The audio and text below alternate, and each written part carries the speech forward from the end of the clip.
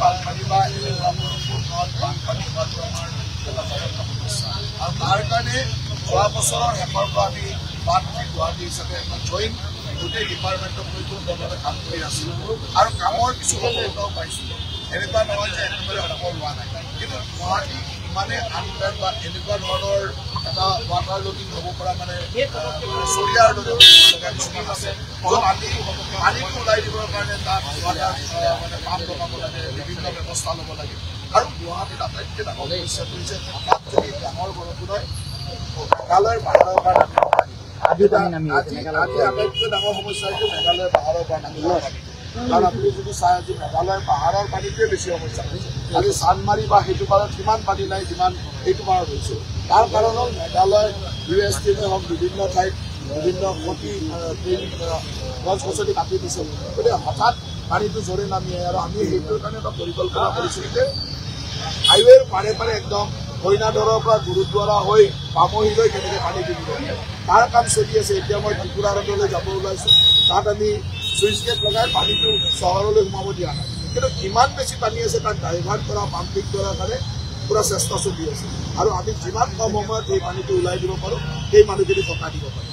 কিন্তু আজি যদি এতিয়া ফৰকাষ্ট আহিছে গোটেই দিনজুৰি বৰষুণ দিব বা ধাৰাসাৰ বৰষুণ হ'ব পাৰে ফৰকাষ্ট আহিছে, গতিকে আমি অলপ সাৱধানো হ'ব লাগিব। আৰু আমাৰ চেষ্টা থাকিব বিভাগে গোটেইকেইটা বিভাগে ইনক্লুডিং চেণ্ট্ৰেলৰ যিকেইটা ৰেলৱে অইল আৰু মানে নেশ্যনেল হাইৱেক আমি লগত লৈ একেলগে কাম কৰিছোঁ। আমাৰ ৰাজ্য চৰকাৰৰ বিভাগকেইটাতো কাম কৰিয়ে আছে। নেশ্যনেল হাইৱে ৰেলৱে আৰু অইল ইণ্ডিয়াকো আমি লগত লৈ একেলগে কাম কৰিছোঁ। এতিয়া USTMৰ কথা হ'ল মেঘালয়ৰ পাহাৰ যদি কোনোবাই তেনেকৈ খান্দে তেতিয়াহ'লে মেঘালয়ৰ পানীটো খুব তৎক্ষণাত কোৰ্চত ক'বলৈ থাকে। গতিকে USTMে তেনেকৈ খান্দি গোটেই বাট জেহাত বুলিয়ে ক'ব লাগিব। তেওঁলোকে এইটো খান্দি দিছে যেতিয়া এতিয়া পানীটো আগতে গছ গছনি থাকোঁতে লাহে লাহে নামি আহিছিল আৰু লাহে লাহে পানীটো ওলাই যোৱাৰ এটা সময় পাইছিল।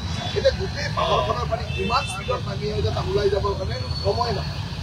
আৰু সেইকাৰণে আমাৰ ষ্টৰ্ম ৱাটাৰ ড্ৰেইনেজবিলাক ডাঙৰ কৰিব লাগিব, পাম্পিং ষ্টেচনবিলাক আৰু শক্তিশালী কৰিব লাগিব। সেই কামবিলাক চলিব। পামহিৰে গৈ দীঘলীয়াতে কৰিব এইটো কথা যে এতিয়া যিটো ব্যৱস্থা এতিয়া আমি 6 মিটাৰলৈকে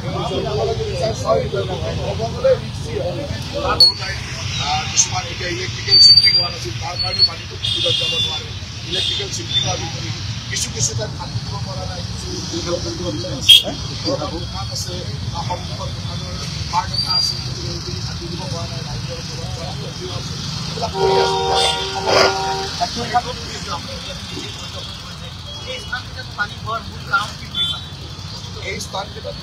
কাৰণ হ'ল যে এটা ফালৰ পৰা হাতীগাঁও পাৰ্টৰ পৰা এটা ফাললৈ দিছে। ইয়াতে ৰুক্মিণী গাঁও আচলতে এৰি অলপ চৰিয়াৰ দৰে তাত পানীটো হয়।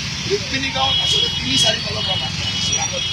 এতিয়া আমি হাতীগাঁৱৰ পানীটো একটা বেলেগ ফালে দিব চেষ্টা কৰিছোঁ। ক্ৰিপ্টো পইণ্টৰ পৰা পানীটো যদি উল্টা নাহে তাৰ পৰা নিবলৈ চেষ্টা কৰিছোঁ।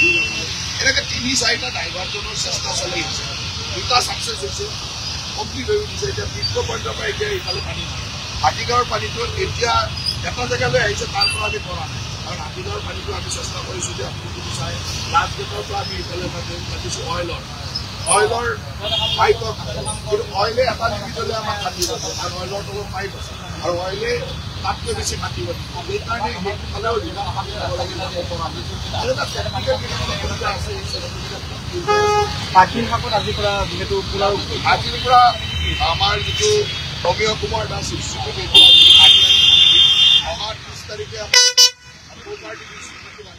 তাৰপিছত ষ্টেপ বাই ষ্টেপ টেনিছ কোৰ্ট, ডিংগাৰ হোটেল, আমাৰ গোটেইখিনি বস্তু আমি ভাবি আজিৰ পৰা আমি আৰম্ভ কৰিম। আজি এই বানপানীৰ বতৰটো বন্ধ কৰা যায়, কাৰণ এইটো বানপানীৰ লগত ৰিলেটেড। আজি 11:30